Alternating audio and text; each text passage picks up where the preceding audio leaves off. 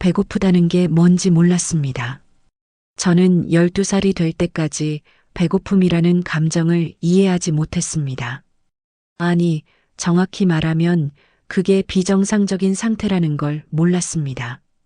우리 동네 아이들도 학교 선생님도 옆집 아저씨도 모두 같은 상태였으니까요. 제 이름은 김순희입니다.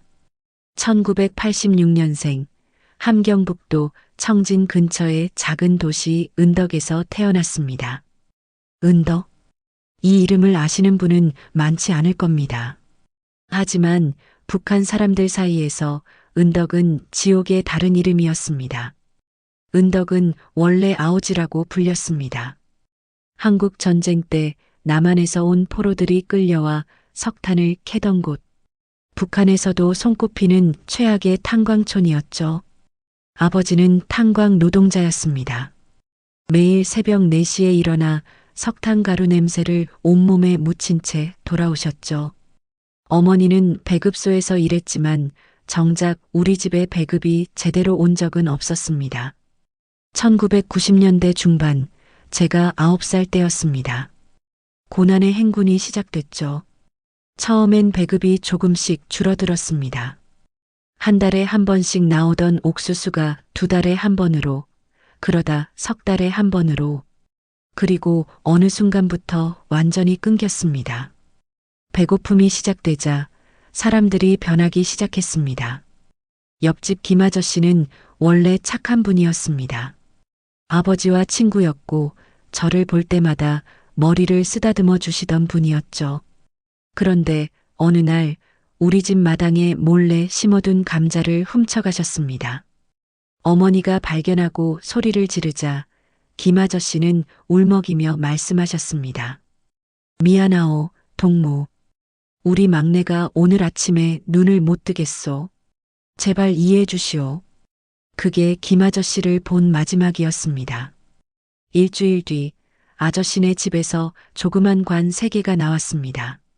막내, 둘째, 그리고 김 아저씨까지. 우리 아버지는 원래 정직한 분이었습니다. 도둑질만큼은 하지 말아라. 그게 사람으로서 지켜야 할 마지막 선이다라고 늘 말씀하셨죠. 그런 아버지가 변하기 시작한 건 제가 11살 되던 해였습니다. 중학교 입학을 앞두고 어머니가 몇 달을 모아 저에게 새 가방을 사주셨습니다. 중국산 빨간색 가방이었는데 당시 북한에서는 정말 귀한 물건이었죠. 입학식 전날 밤 저는 그 가방을 안고 잠이 들었습니다. 친구들에게 자랑하고 싶어서 계속 만지작거렸던 기억이 납니다. 그런데 아침에 일어나 보니 가방이 없었습니다.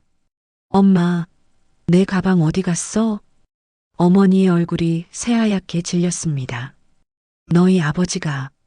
아버지는 밤사이 그 가방을 가지고 장마당에 가서 옥수수 3kg과 바꾸셨습니다. 그리고 집에 돌아오지 않고 어디론가 가버리셨죠. 혼자서 다 드신 겁니다. 아버지가 돌아온 건 사흘 뒤였습니다. 비틀거리며 집에 들어오신 아버지는 저와 눈을 마주치지 못하셨습니다. 그리고 그대로 방에 들어가 누워버리셨죠. 순이야, 미안하다. 아빠가 미친놈이 됐구나. 그게 아버지의 마지막 말씀이었습니다. 일주일 후 아버지는 돌아가셨습니다. 공식 사인은 영양실조였지만 사실은 굶주림과 죄책감이 동시에 아버지를 죽인 겁니다. 아버지의 장례식은 초라했습니다. 관도 없이 그냥 나무 판자로 대충 만든 틀에 아버지를 눕히고 뒷산에 묻었습니다. 조문객도 없었습니다. 다들 자기 가족 먹여 살리기도 바빴으니까요. 그날 밤 어머니가 저와 언니를 앉혀놓고 말씀하셨습니다. 우리 여기서 죽을 수는 없다. 중국으로 가자. 중국에 가면 사탕을 마음껏 먹을 수 있다는 소문이 있었습니다. 물론 그게 사실인지는 아무도 몰랐습니다. 하지만 중요한 건 중국에서는 굶어 죽지 않는다는 거였습니다. 심지어 개나 돼지도 쌀밥과 옥수수를 먹는다는 이야기까지 있었죠. 어머니는 몇 달간 준비했습니다. 먼저 집에 있던 모든 물건을 장마당에 팔았습니다. 이불, 그릇, 옷까지, 심지어 아버지의 시계까지. 그렇게 모은 돈으로 안내인을 구했습니다. 2월 중순에 가는 게 제일 좋습니다. 강이 완전히 얼어서 걸어서 건널 수 있거든요. 단 조심해야 합니다. 국경수비대가 총을 쏩니다. 안내인 아저씨의 말에 어머니가 물었습니다. 죽을 수도 있다는 거요? 당연하죠. 그래도 여기서 굶어 죽는 것보단 낫지 않습니까? 1999년 2월 16일, 김정일의 생일 전날이었습니다. 북한 당국은 생일 축제 준비로 정신이 없었고 국경 경비도 평소보다 느슨해진다는 정보를 안내인이 알려줬습니다. 출발 전날 밤 저는 잠을 이룰 수 없었습니다. 언니 무서워? 14살이었던 언니도 똑같이 떨고 있었습니다. 응. 근데 순이야, 여기 있으면 진짜 죽을 것 같아. 엄마 보니까 요즘 너무 말라가시잖아. 사실이었습니다. 어머니는 자신의 배급마저 저희에게 주시느라 뼈만 남으셨습니다. 얼굴이 해골처럼 변해가는 걸 보면서 저는 악몽을 꿨습니다. 어머니가 아버지처럼 죽는 꿈이었죠. 내일 중국 가면 엄마한테 사탕 많이 사드리자. 언니의 그 말에 저는 처음으로 웃었습니다. 2월 17일 새벽 3시, 칠흑같이 어두운 밤, 우리는 안내인을 따라 두만강으로 향했습니다. 절대 뛰지 마세요. 천천히, 그리고 조용히 걸어야 합니다. 소리가 나면 국경수비대가 알아챕니다. 영하 25도의 추위였습니다. 강은 완전히 얼어붙어 있었고 폭은 대략 120m쯤 되어 보였습니다. 어머니가 먼저 나섰습니다. 언니가 그 뒤를 따랐고 저는 맨 뒤에서 걸었습니다. 처음 몇 걸음은 괜찮았습니다. 얼음이 두껍게 얼어서 발밑이 단단했죠. 그런데 중간쯤 왔을 때였습니다. 꽈당, 제 발이 미끄러지면서 넘어졌습니다. 소리가 얼음판에 울려 퍼졌습니다. 저기 누구냐? 멀리서 중국어 억양의 한국말이 들렸습니다. 국경수비대였습니다. 뛰어, 빨리. 안내인이 소리쳤고 우리는 뛰기 시작했습니다. 탕, 탕탕. 총소리가 울렸습니다. 어머니가 뒤를 돌아보며 소리쳤습니다. 순이야, 어서. 저는 공포에 질려 있었습니다. 다리가 휘청거렸고 또 넘어질 것 같았습니다. 그때였습니다. 또, 얼음이 갈라지는 소리가 들렸습니다. 제 발밑의 얼음에 금이 가기 시작했습니다. 안 돼. 언니가 소리쳤지만 이미 늦었습니다. 쨍그랑 얼음이 깨지면서 저는 물속으로 빠졌습니다. 얼음물은 상상을 초월하는 추위였습니다. 순간적으로 온몸이 얼어붙는 느낌이었습니다. 숨을 쉴 수 없었습니다. 물이 코와 입으로 들어왔습니다. 아, 나 여기서 죽는구나. 그 생각이 스쳐 지나갔습니다. 그때 누군가 제 팔을 붙잡았습니다. 안내인 아저씨였습니다. 발로 차, 바닥을 차. 저는 본능적으로 다리를 움직였습니다. 그리고 깨달았습니다. 발이 바닥에 닿는다는 걸. 강물이 생각보다 얕았던 겁니다. 아저씨가 저를 잡아당겼고 어머니와 언니가 함께 끌어올렸습니다. 괜찮니? 순이야. 괜찮을 리 없었습니다. 온몸이 젖어서 순식간에 얼어붙기 시작했습니다. 빨리 가야 합니다. 여기서 멈추면 다 죽습니다.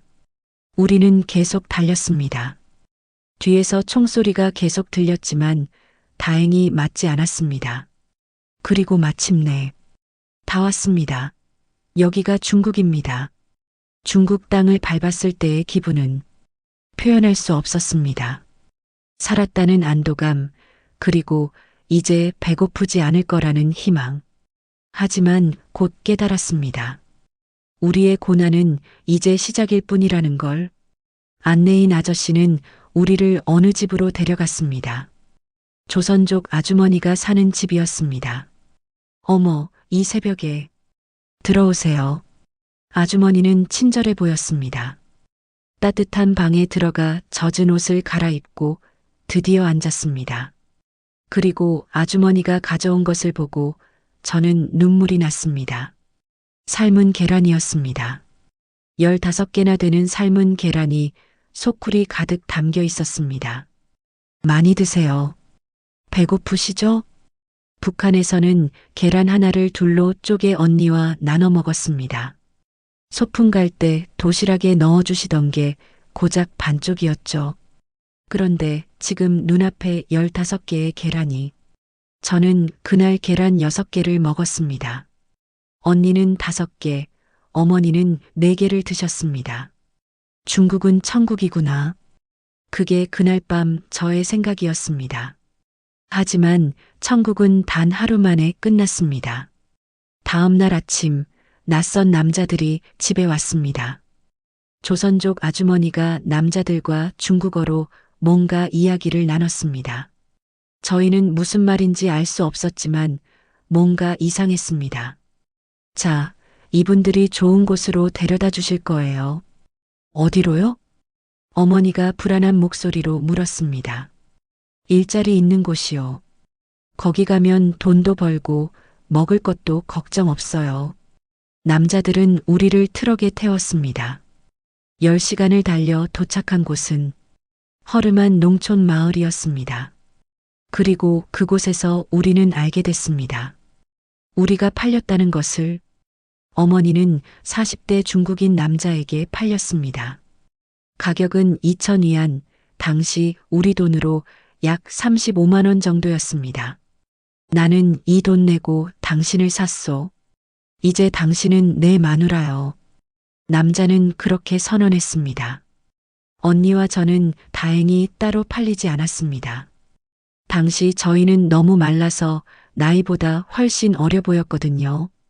14살과 12살이었지만 사람들은 7살, 8살쯤으로 생각했습니다. 애들은 아직 어리니까 일이나 시키자. 그렇게 우리는 어머니와 함께 그 남자의 집에서 살게 됐습니다. 노예처럼 새벽 4시에 일어나 밭일을 했습니다. 옥수수밭, 감자밭, 돼지우리, 닭장. 쉴 틈이 없었습니다. 빨리 안 움직여. 이것들이 밥만 축내는구만. 남자는 자주 소리를 질렀습니다. 어머니를 때리기도 했습니다. 하지만 우리는 참았습니다. 일단 배는 고프지 않았으니까요. 1년이 지났습니다. 어머니의 배가 부풀었습니다. 동생이 생기는 거였습니다. 아들이면 좋겠소. 이 집안은 대를 이을 아들이 필요하단 말이요. 남자는 매일 그 말을 했습니다. 2000년 11월 어머니는 아들을 낳았습니다. 저의 남동생이자 그 중국인 남자의 아들이었습니다. 좋아. 이제 내 핏줄이 생겼구만. 남자는 기뻐했지만 우리의 상황은 나아지지 않았습니다. 오히려 더 악화됐습니다. 이제 아들도 생겼으니 너희는 평생 여기서 나갈 수 없어. 아들 두고 어딜 가겠어? 맞는 말이었습니다. 어머니는 동생을 두고 떠날 수 없었고 우리는 어머니를 두고 떠날 수 없었습니다. 우리는 완전히 갇혔습니다. 2002년 3월 어느 날 밤, 동생이 돌도 되기 전이었습니다. 쿵, 쿵, 쿵. 한밤중에 문 두드리는 소리가 들렸습니다. 공안이다. 문 열어. 중국 경찰이었습니다. 나중에 안사실인데 그 남자의 전 부인이 신고를 했던 겁니다. 북한 여자를 불법으로 데려와 산다고. 경찰이 들어왔고 우리는 즉시 체포됐습니다. 엄마, 우리 어떡해요? 조용히 해. 가만히 있어. 경찰은 우리를 수갑으로 묶었습니다. 어머니는 동생을 안고 있었지만 경찰은 아기를 빼앗으려 했습니다. 제발, 아기만은, 제발. 어머니가 울부짖었지만 소용없었습니다. 결국 동생은 그 중국인 남자가 안게 됐고 우리 셋만 경찰차에 실렸습니다. 그게 동생을 본 마지막이었습니다. 중국 공안에 하루 동안 갇혀 있다가 우리는 북한으로 넘겨졌습니다. 탈북자들은 무조건 북송한다는 게 중국 정부의 방침이었습니다. 두만강 다리를 건널 때의 공포는 아직도 생생합니다.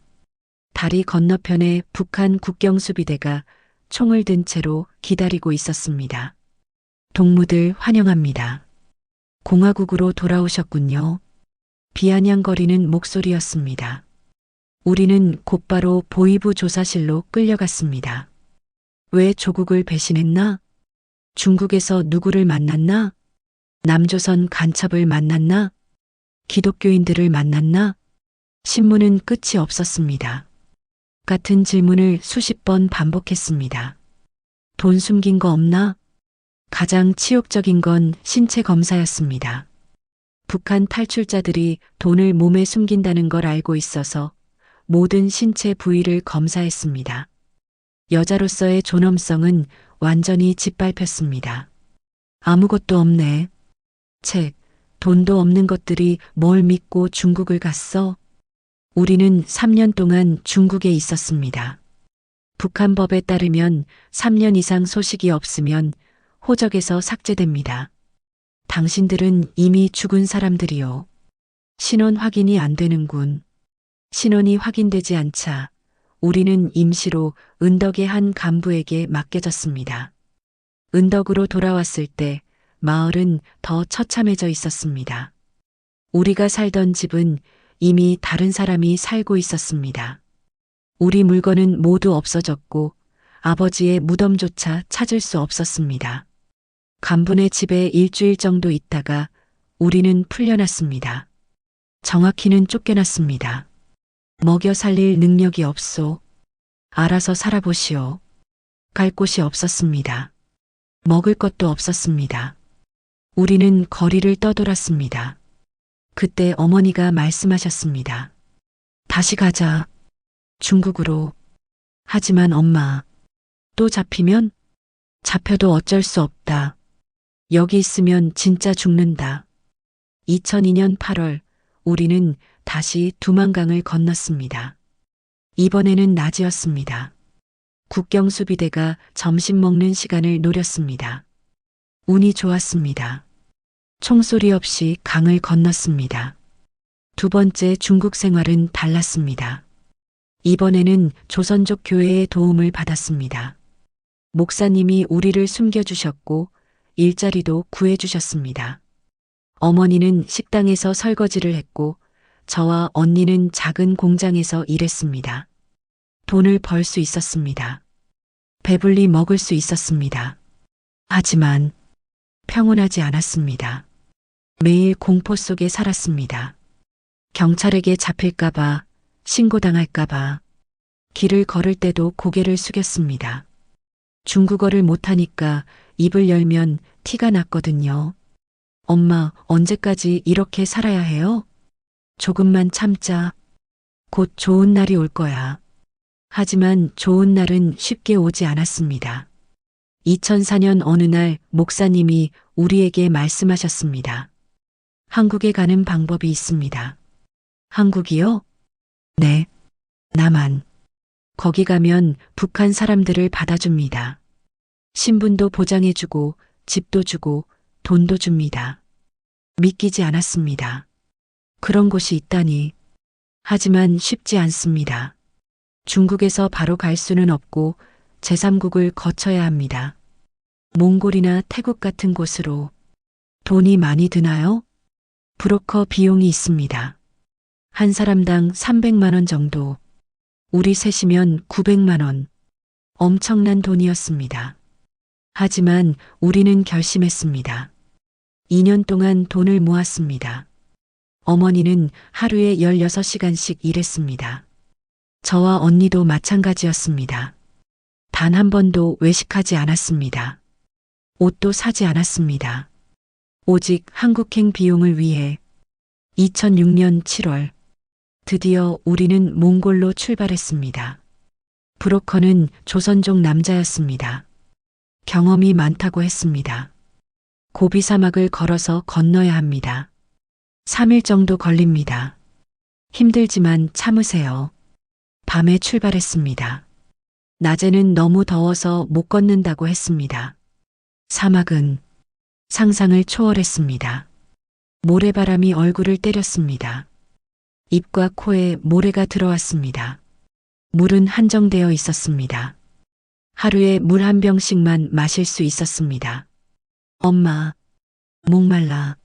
조금만 참아, 순이야. 거의 다 왔어. 하지만 거의 다 온 게 아니었습니다. 첫날 밤에 10km를 걸었고 앞으로 이틀을 더 걸어야 했습니다. 둘째 날 낮이었습니다. 그늘에서 쉬고 있었는데 저는 환각을 보기 시작했습니다. 엄마, 저기 물 있어. 계곡이 보여. 순이야, 정신 차려. 아무것도 없어. 하지만 저는 계속 봤습니다. 시원한 계곡물이 보였습니다. 두만강의 물이 보였습니다. 살려줘. 물 좀 줘. 어머니가 저를 붙잡았습니다. 순이야, 정신 차려. 우리 한국 가는 거야. 기억 안 나? 거기 가면 아이스크림도 먹고 치킨도 먹고. 치킨. 그 단어가 저를 깨웠습니다. 중국에서 한번 먹어본 치킨. 그 맛이 잊혀지지 않았습니다. 치킨. 먹고 싶어? 그래, 한국 가서 실컷 먹자. 이제 조금만 더 가면 돼. 사흘째 되는 날 새벽, 우리는 마침내 몽골 마을에 도착했습니다.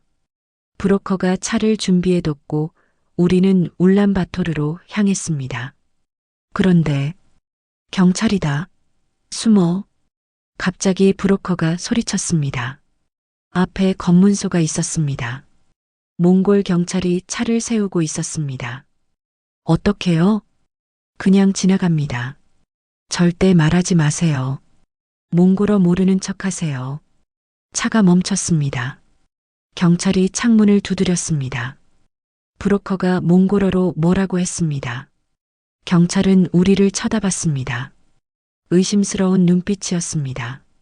제 심장이 터질 것 같았습니다. 제발, 제발 그냥 보내주세요. 경찰이 다시 브로커에게 뭐라고 물었습니다. 브로커가 웃으며 대답했습니다. 그리고 담배 한 갑을 건넸습니다. 경찰이 고개를 끄덕이더니 가라는 신호를 보냈습니다. 휴! 우리는 한숨을 내쉬었습니다. 울란바토르에 도착한 우리는 곧바로 한국 대사관으로 갔습니다. 저희는 북한에서 왔습니다. 한국으로 가고 싶습니다. 대사관 직원은 놀라지 않았습니다. 익숙한 듯 서류를 꺼냈습니다. 신원 확인을 해야 합니다. 시간이 좀 걸립니다. 이곳에서 기다리시면 됩니다. 우리는 대사관 내 임시 숙소에서 2개월을 기다렸습니다. 그동안 수없이 많은 조사를 받았습니다. 어디서 태어났습니까? 가족관계는? 중국에서 누구를 만났습니까? 간첩이 아니라는 걸 어떻게 증명하겠습니까? 간첩 여부를 확인하는 과정이 가장 힘들었습니다. 같은 질문을 10번도 넘게 받았습니다. 하지만 참았습니다. 한국에 갈 수 있다는 희망이 있었으니까요. 2006년 9월 1일. 저는 평생 그날을 잊지 못할 겁니다. 비행기에서 내렸을 때의 그 느낌을. 와, 공항이 너무 컸습니다. 너무 밝았습니다. 사람들이 너무 많았습니다. 그리고 무엇보다 모두가 배불러 보였습니다. 엄마, 여기 사람들. 다들 왜 이렇게 살이 쪄 있어? 북한에서는 살찐 사람을 본 적이 없었습니다. 김정일과 고위 간부들 빼고는. 그런데 여기는 평범해 보이는 사람들도 모두 통통했습니다. 이게 정상인 거야, 순이야. 우리가 비정상이었던 거지. 우리는 하나원이라는 곳으로 갔습니다. 탈북자들이 한국 사회에 적응할 수 있도록 교육하는 시설이었습니다. 여러분, 한국에 오신 것을 환영합니다. 이곳에서 3개월 동안 한국 생활을 배우게 됩니다. 첫날, 우리는 각자 방을 배정받았습니다. 방에 들어갔을 때 저는 울었습니다. 침대가 있었습니다. 깨끗한 이불이 있었습니다. 옷장이 있었습니다. 그리고 TV다. 진짜 TV. 북한에서는 TV가 있어도 전기가 없어서 못 봤습니다. 중국에서는 숨어 사느라 TV를 볼 여유가 없었습니다. 그런데 지금 제 방에 TV가 있습니다. 리모컨으로 채널을 돌릴 수 있습니다. 하나원에서 우리는 매주 사회 적응 훈련으로 외출을 했습니다. 첫 번째 외출지는 슈퍼마켓이었습니다. 와, 입을 다물 수가 없었습니다. 통로마다 쌓인 과자들, 음료수들, 과일들, 고기들. 이게 다 진짜야? 가짜 아니야? 진짜예요. 사고 싶은 거 골라보세요. 저는 과자 코너 앞에서 1시간을 서 있었습니다. 초코파이, 새우깡, 포카칩, OS, 빼빼로. 이름도 다 처음 듣는 것들이었습니다. 언니, 이거 다 먹어도 돼? 미쳤어? 돈 주고 사야지. 아, 그렇구나. 하지만 놀라운 건 여기 사람들은 돈이 있다는 거였습니다. 카트 가득 물건을 담아도 걱정 없이 계산을 하더라고요. 하나원에서 나오고 한 달 뒤 언니가 저를 식당에 데려갔습니다. 순이야, 치킨 먹으러 가자. 치킨. 몽골 사막에서 환각으로 봤던 그 치킨. 정말? 진짜 치킨? 식당에 들어갔을 때 치킨 냄새가 코를 찔렀습니다. 여기요. 후라이드 치킨 하나요. 치킨이 나왔습니다.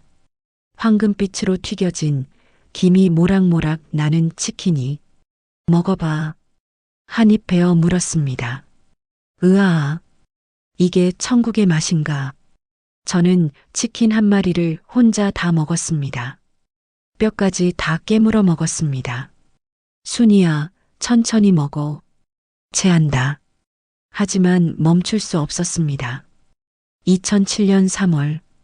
저는 20살이었지만 중학교도 제대로 마치지 못했기 때문에 고등학교 입학 자격을 인정받지 못했습니다.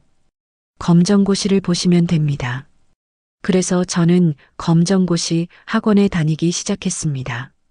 첫날 같은 반 친구들이 물었습니다. 언니, 어디서 왔어요? 북한에서. 헐, 진짜? 탈북자예요? 아이들의 반응은 신기한 반, 두려운 반이었습니다. 북한말로 뭐 좀 해봐요. 김정일 봤어요? 거기 핸드폰 없어요? 질문 공세가 쏟아졌습니다. 한국 생활에서 가장 충격적이었던 것들을 꼽자면 첫째, 불빛.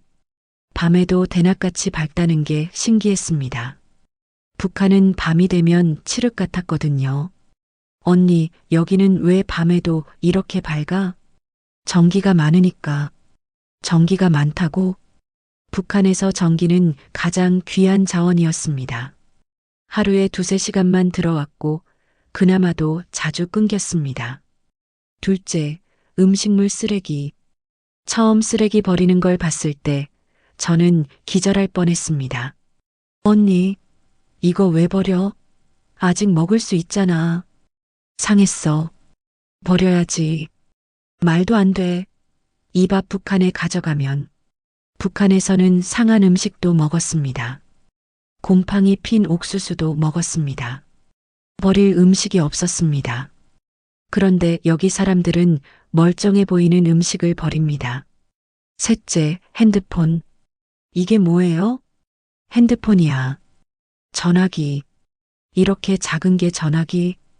북한에서 본 전화기는 커다란 검은색 돌림판이 있는 것이었습니다. 그런데 이건 손바닥만 한 크기에 사진도 찍히고 음악도 나오고 심지어 인터넷까지 된다고? 미친 거 아니야? 이게 어떻게 가능해? 하지만 한국 생활이 항상 좋았던 건 아닙니다. 검정고시를 통과하고 저는 편의점 아르바이트를 시작했습니다. 북한에서 왔어요. 아, 네. 사장님의 표정이 미묘하게 변했습니다. 일을 시작한 지 일주일 후 손님이 클레임을 걸었습니다. 이 계산이 틀렸잖아요. 죄송합니다. 제가 실수를. 역시 탈북자는 안 되네. 계산도 제대로 못해? 그 말을 듣는 순간 가슴이 무너졌습니다. 퇴근 후 사장님이 저를 불렀습니다. 순희 씨, 미안한데 다음 달부터는 안 나와도 될 것 같아요. 네. 제가 뭘 잘못했나요? 아니, 그게 손님들이 좀 탈북자라는 게 알려지니까 집에 돌아와 거울을 봤습니다. 나는 누구지? 북한 사람? 한국 사람? 북한에서는 반역자였습니다. 조국을 배신한 놈이었죠. 한국에서는 이방인이었습니다. 같은 언어를 쓰지만 다른 세계에서 온 사람. 언니, 나 여기서 뭐야? 나는 어디 사람이야? 언니도 똑같이 힘들어했습니다. 모르겠어. 우리는 그냥 살아남은 사람들이야. 2008년 언니가 한국에 왔습니다. 중국에서 3년을 더 있다가 같은 루트로 넘어온 겁니다. 우리 셋은 작은 원룸에서 함께 살기 시작했습니다. 어느 날 저녁 어머니가 말씀하셨습니다. 순이야, 성이야. 엄마가 책을 쓸까 한다. 책이요? 우리 이야기. 우리가 겪은 일들을 세상에 알리고 싶어. 왜요? 그냥 조용히 살면 안 돼요? 안 된다. 북한에 아직도 순이 너 같은 아이들이 굶주리고 있어. 그 애들을 구해야 해. 하지만 저는 반대했습니다. 엄마, 우리 이야기를 하면 북한에 있는 친척들이 위험해질 수 있어요. 그리고 저는 더 이상 탈북자로 살고 싶지 않아요. 2010년 어느 날 어머니는 프랑스 기자를 만났습니다. 북한 탈북자 이야기를 취재하는 세바스티앙 팔레티라는 사람이었습니다. 제 이야기를 들어주실 수 있나요? 기자는 여러 탈북자를 인터뷰했고 그중 어머니의 이야기를 책으로 쓰기로 했습니다. 처음에는 어머니만 인터뷰했지만 나중에는 저와 언니도 함께 이야기를 나눴습니다. 순희 씨, 강을 건널 때 무슨 생각을 했나요? 살고 싶었어요. 그냥 살고 싶었어요. 중국에서 노예처럼 살 때는요? 언젠가는 자유로워질 거라고 믿었어요. 인터뷰는 6개월 동안 계속됐습니다. 2012년 책이 출간됐습니다. A 사우전드 마일즈 투 프리덤. 자유를 향한 1000마일의 여정. 프랑스에서 먼저 나왔고 나중에 영어로도 번역됐습니다. 책을 처음 받아들었을 때의 기분은 묘했습니다. 내 인생이 활자로 박혀 있었습니다. 아버지의 죽음, 어머니의 눈물, 얼음물에 빠진 순간 모든 게 그대로 적혀 있었습니다. 이게 진짜 내 이야기구나. 책은 예상보다 많은 사람들에게 읽혔습니다. 아마존에서 별 5개 리뷰가 수백 개 달렸습니다. 이 책을 읽고 울었습니다. 북한의 현실을 알게 됐습니다. 순희 씨의 용기에 감동받았습니다. 하지만 일부는 믿지 않았습니다. 과장된 것 같다. 탈북자들은 돈을 벌기 위해 거짓말을 한다. 북한이 그렇게까지 나쁠 리 없다. 그런 댓글을 볼 때마다 가슴이 아팠습니다. 이 사람들은 모르는구나. 진짜 지옥이 어떤 건지. 책이 나온 후 강연 요청이 들어왔습니다. 대학교, NGO, 인권단체. 처음에는 거절했습니다. 저는 연사가 아니에요. 그냥 평범하게 살고 싶어요. 하지만 어머니가 설득하셨습니다. 순이야, 내 이야기가 누군가를 구할 수 있어. 북한 사람들을 도울 수 있는 사람들이 너의 말을 듣고 움직일 거야. 그래서 저는 강연을 시작했습니다. 첫 강연은 서울의 한 대학교였습니다. 안녕하세요. 저는 북한에서 온 김순희입니다. 떨렸습니다. 손이 땀으로 젖었습니다. 하지만 학생들의 눈을 보는 순간 용기가 났습니다. 진지하게 듣는 그들의 모습에서 희망을 받습니다. 강연 후 질의응답 시간. 한 학생이 손을 들었습니다. 중국에 두고 온 동생이 보고 싶지 않으세요? 순간 숨이 막혔습니다. 동생, 2002년에 헤어진 그 아기, 지금 22살이 됐을 동생, 매일 생각합니다. 목소리가 떨렸습니다. 제 동생은 중국에서 태어났지만 호적도 없고 신분도 없습니다. 저는 동생의 얼굴도 기억나지 않습니다. 1살도 안 됐을 때 헤어졌으니까요. 그럼 찾아가면 안 되나요? 중국에 가면 저는 불법 체류자로 잡힙니다. 그리고 동생을 찾아도 저를 알아볼까요? 저는 동생에게 그냥 낯선 한국 여자일 뿐입니다. 강연장이 조용해졌습니다. 2025년 현재 북한은 여전합니다. 김정은이 집권하고 핵무기를 개발하고 미사일을 쏘아 올립니다. 하지만 북한 주민들의 삶은 나아지지 않았습니다. 오히려 더 악화됐다는 소식도 들립니다. 엄마, 지금 북한은 어떨까요?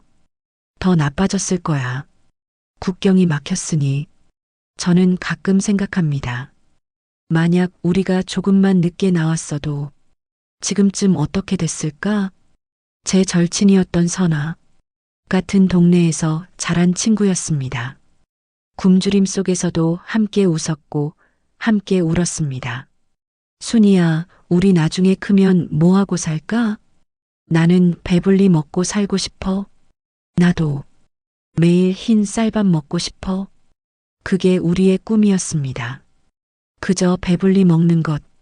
내가 탈출하던 날 선아에게 말하지 못했습니다. 다녀올게라는 말도 같이 가자는 제안도 하지 못했습니다. 이유는 두려웠기 때문입니다. 선아가 신고할까봐, 선아 가족이 위험해질까봐. 그래서 그냥 떠났습니다. 선아야, 너는 지금 어디서 뭘 하고 있니? 살아있기는 한 거니? 나는 매일 너를 생각해. 내가 지금 먹는 밥 한 술 한 술이 내가 먹어야 할 밥인 것 같아서 죄책감이 들어. 내가 마시는 깨끗한 물이 내가 마셔야 할 물인 것 같아서 미안해. 나는 자유를 얻었지만 너는 아직도 어둠 속에 있을 거야. 너를 두고 온 게 맞는 일이었을까? 너를 데려가려고 했어야 했을까? 나는 여전히 모르겠어. 하지만 한 가지는 확실해. 나는 내 몫까지 살아야 해. 내가 꿈꿨던 삶을 대신 살아야 해. 그게 내가 널 기억하는 방법이야. 지금 저는 서울에 살고 있습니다. 작은 오피스텔이지만 제 집입니다. 냉장고가 있고 TV가 있고 침대가 있습니다. 전기는 24시간 들어오고 수도에서는 깨끗한 물이 나옵니다. 슈퍼마켓에 가면 원하는 음식을 살 수 있습니다. 이 모든 게 기적 같습니다. 가끔 밤에 깨서 생각합니다. 이게 꿈인가? 다시 북한으로 돌아가는 건 아닐까? 하지만 곧 깨닫습니다. 이건 현실이라고. 내가 살아남았다고. 어느 주말 저는 DMZ 근처의 전망대에 갔습니다. 망원경으로 북한 땅이 보였습니다. 저기가 북한이야. 너무 가까웠습니다. 손을 뻗으면 닿을 것 같았습니다. 하지만 너무 멀었습니다. 평생 걸려도 갈 수 없을 것 같았습니다. 엄마, 우리 살아있을 때 통일될까요? 모르겠다. 하지만 꼭 가보고 싶구나. 너희 아버지 산소에. 아버지, 굶주림에 죽어간 아버지. 마지막 순간까지 자신을 용서하지 못했던 아버지. 아빠, 저 잘 살고 있어요. 엄마도 언니도 잘 있어요. 걱정하지 마세요. 바람이 불었습니다. 북쪽에서 불어오는 바람이었습니다. 2023년 저는 유엔 인권위원회에서 증언했습니다. 북한 정권은 자국민을 굶주리게 하고 강제 노동을 시키고 탈출을 시도하는 사람들을 총으로 쏩니다. 제 아버지는 굶어 죽었습니다. 제 동생은 아직도 신분 없이 중국에 있습니다. 제 친구 선아는 아마 아직도 북한에 있을 겁니다. 이건 과거의 이야기가 아닙니다. 지금 이 순간에도 계속되고 있는 일입니다. 회의장이 조용했습니다. 각국 대표들이 저를 바라봤습니다. 몇몇은 고개를 끄덕였고 몇몇은 메모를 했습니다. 이게 무슨 도움이 될까? 그런 생각이 들었지만 계속 말했습니다. 왜냐하면 침묵하는 것보다는 나으니까요. 솔직히 말하면 저는 인권운동가가 되고 싶지 않았습니다. 그냥 평범하게 살고 싶었습니다. 직장 다니고 친구 만나고 연애하고 결혼하고 보통 사람들처럼. 순희 씨, 다음 주에 강연 하나 더 있어요. 또요? 네. 이번엔 미국이에요. 피곤했습니다. 똑같은 이야기를 100번, 1000번 반복하는 게 제가 계속 일해야 하나요? 당신의 이야기가 필요합니다. 북한 인권을 위해서. 북한 인권. 거창한 말이었습니다. 하지만 저는 그냥 선아가 보고 싶을 뿐이었습니다. 어느 날 강연 후 한 여학생이 다가왔습니다. 순희 씨, 저 오늘 강연 듣고 울었어요. 아, 괜찮아요? 네. 제가 얼마나 행복한지 깨달았어요. 그리고 제가 할 수 있는 일이 뭐가 있을까요? 그 순간 깨달았습니다. 제 이야기가 누군가를 움직인다는 걸, 누군가의 마음을 바꾼다는 걸, 북한 난민을 돕는 단체에 후원할 수 있어요. 그리고 계속 관심 가져주세요. 잊지 말아주세요. 네, 꼭 그렇게 할게요. 여학생은 눈물을 닦으며 웃었습니다. 그날 집에 돌아와서 저도 울었습니다. 기쁨의 눈물이었습니다. 아, 내가 하는 일이 의미가 있구나. 2024년 어느 날 어머니가 말씀하셨습니다. 순이야, 엄마가 미안하다. 왜요?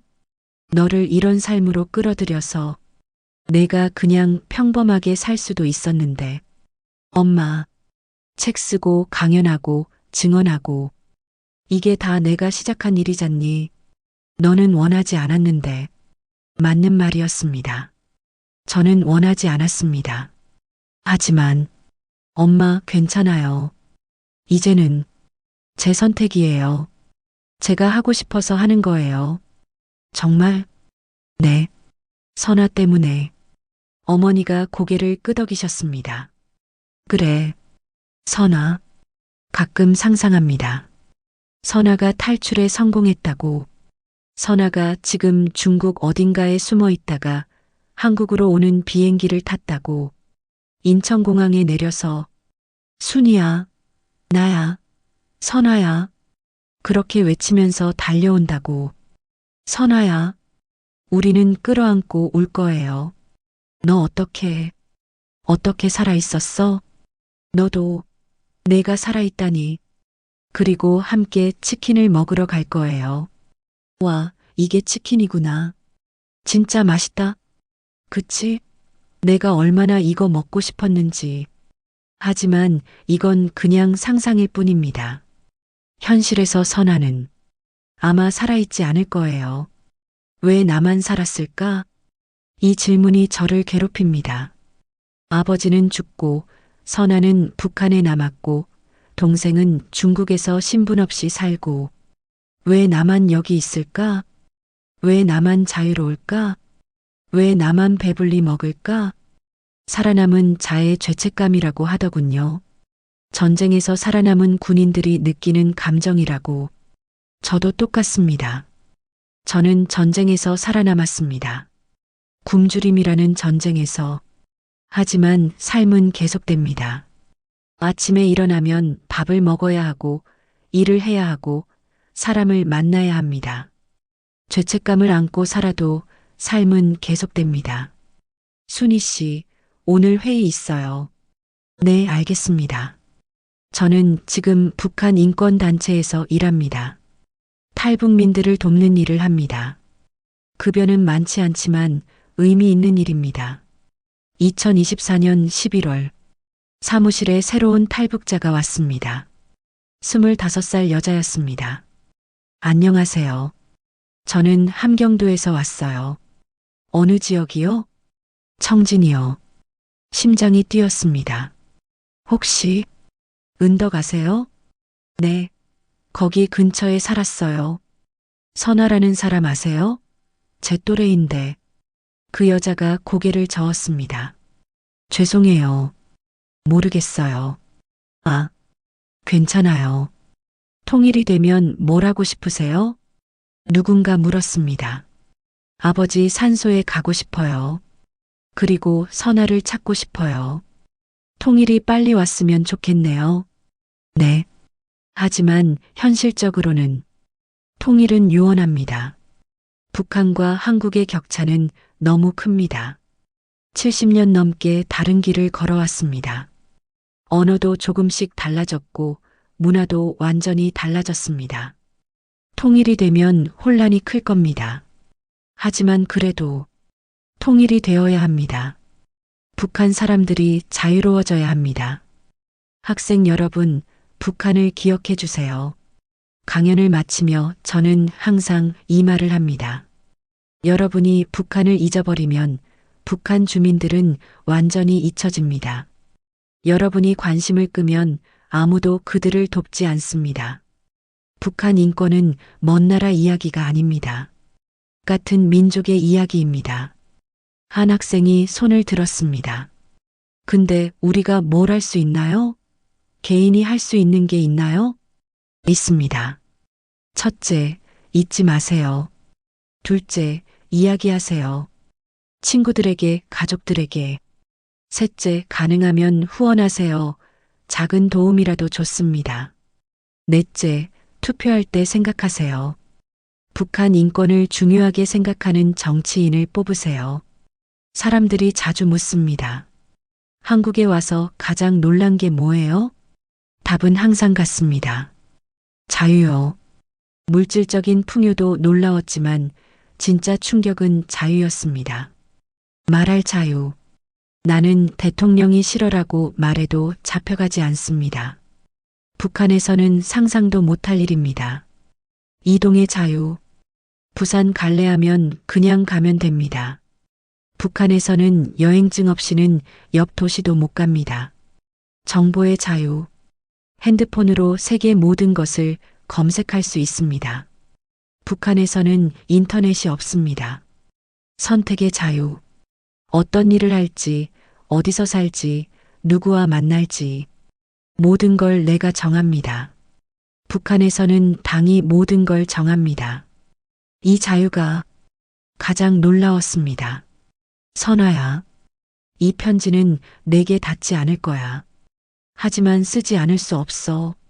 나는 지금 서울에 살아. 너는 믿지 못하겠지만 여기는 정말 다른 세상이야. 불빛이 밤하늘을 밝히고 사람들은 배불리 먹고 자유롭게 이야기해.